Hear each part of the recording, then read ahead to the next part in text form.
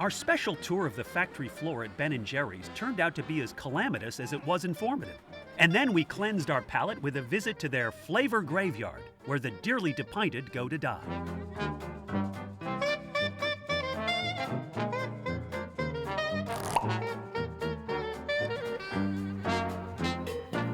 Hey, Sean? Oh, How are you? good to meet you. Tell us where we are.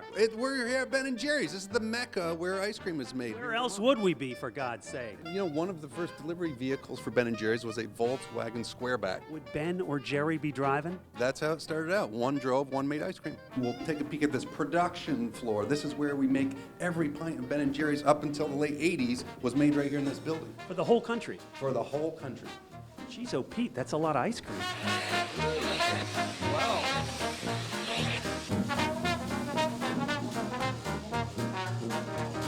We've got our 1,000-gallon blend tank, and then we make the mix there, and then bring it over through the flavor vats, and then send it over here to the production line. So you only make one flavor a day? That's correct. So what's happening here is it's getting squirted into these cups, capped.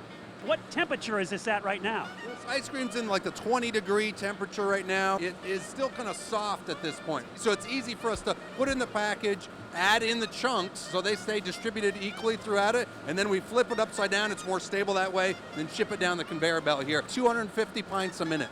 And from here it goes to the freezer. That's right. There is a spiral hardening freezer. It goes down to about minus 50. Flash freezes the ice cream. It prevents crystallization from happening. So there's very little ice crystals that form that way. I hate that.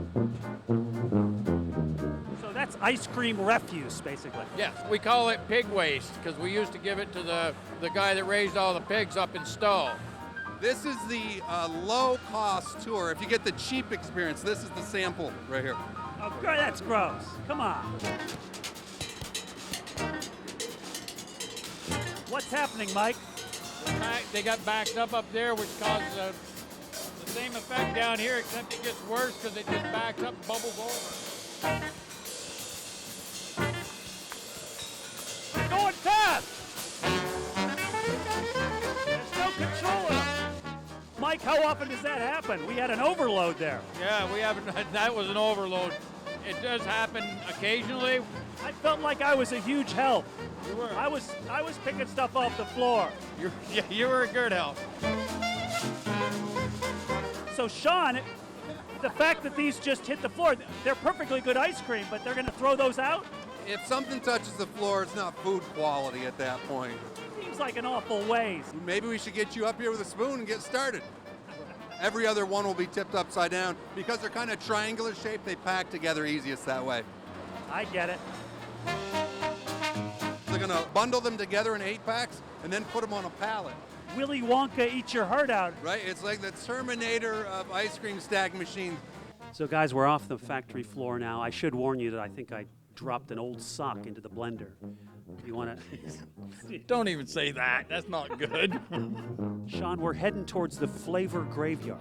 Right, this is where all the Ben & Jerry's flavors have been retired throughout the years, any that are still not on the shelves as an active flavor. Whose idea was this? You know, I'm going to throw it back to Ben. He was a guy who's always up for celebrating our failures, so we're like, this is the stuff that just didn't work for whatever reason.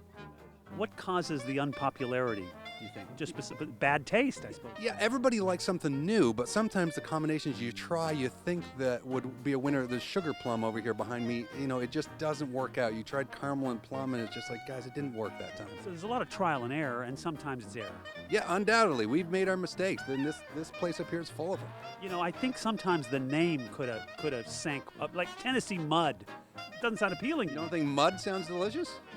Tennessee's fine. It's the mud. Turtle soup. See, that just doesn't sound right. There were no turtles harmed in the making of turtle soup. There were taste buds offended, I'm sure. What's the soonest something is gone south? Well, you can look at some of these headstones. They all have dates on them for the flavor. Some are the same year it came out. It was retired. Here's one that lasted only a year. Ms. Jelina's sweet potato pie. Right, so you read the inscription, 1 potato, 2 potatoes, sweet potato pie. No one could appreciate it, so we had to let it die. Do people show up here and maybe see one of their favorite flavors and leave something at the grave or anything? Oh, it's not uncommon to come up and find people like, bowed down one knee and you just check and like, hey, are you doing okay? And they're like, I just need a moment, please, just a moment with my flavor. So I mean, look, there's flowers right over here next to peanut butter and jelly, and that was a terrible flavor. Not for somebody.